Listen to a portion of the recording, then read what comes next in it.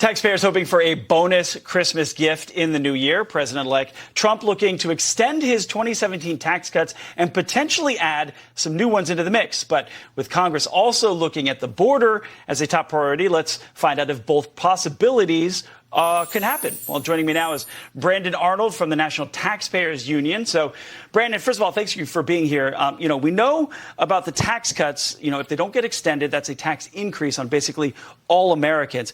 Can both of these priorities be done, do you believe? Yeah, absolutely. And ideally, they ought to be done in the same package. We've already seen a lot of division amongst Republicans on the Hill. They have a lot of strong opinions in the conference.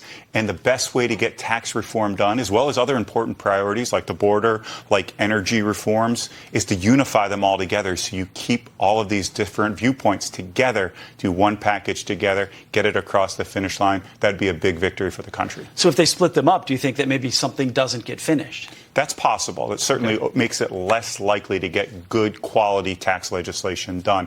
Now, that being said, if that's the direction that we're going in, we're going to fight like heck to get a good tax bill across the finish line to the president's desk and enacted into law. Does the taxes part of it need to be done in year one?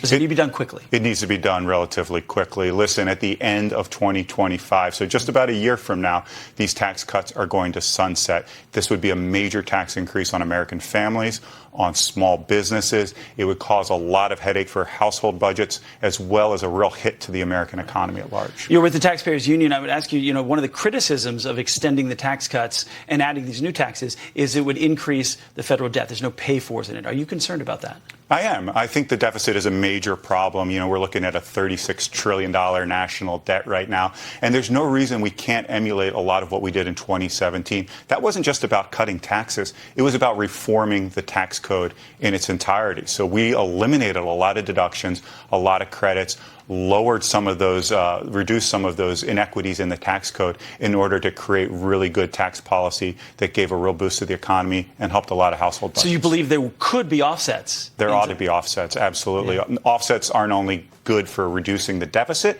but they also open up the door to make as much of this tax bill as possible permanent, so we don't throw the ball back into the court of Congress 4, 5, 6 years down the road when we don't know who will be president, we don't know who will be calling the shots. So President-elect Trump gets his other tax cuts signed into law. What impact will all of those tax cuts have on Main Street in 2025? If we do it right, it'll be a huge boon for Main Street. And that's really critical here. I think people elected President Trump because of their economic woes, because prices have increased so dramatically across the board. So we need to get back to where we were in 2018, 2019.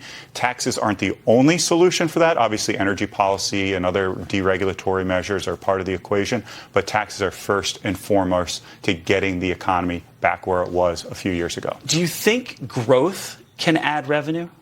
Yes, there's no question about it. And growth should be the primary objective here. Growth and helping average families succeed. Those ought to be our top priorities. And growth can be achieved with good tax policy that encourages American companies to invest domestically here. That's what we did in 2017, and we need to redo it because some of those provisions have expired. Yeah, let's break it down. When you talk about growth, that's a big word. You're talking about give companies a tax break, they can hire more people, give people a tax break, they can spend more. Is that what?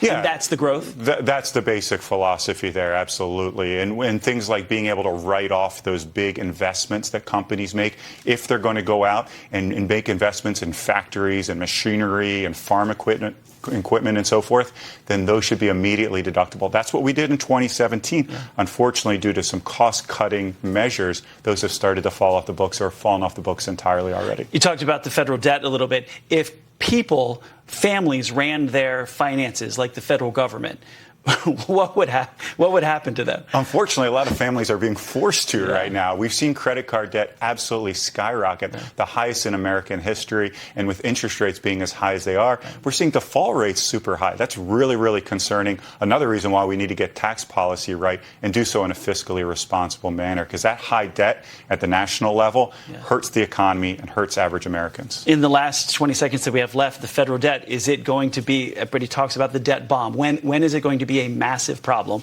that has to be dealt with? Is it next year or the year after? Yeah, that's the problem here. We don't know exactly when that debt bomb explodes, but we've seen other countries like Japan overspend and really undermine their economic growth as a result of too much debt. We can't allow ourselves to get back to that position. DOGE needs to be part of this solution here, as does Congress. Everybody needs to start rowing in the same direction. Start cutting our debt, getting our nation back on track. Brendan Arnold, thank you very much from the Taxpayers Union. I appreciate it. Thank you. So Santa delivered the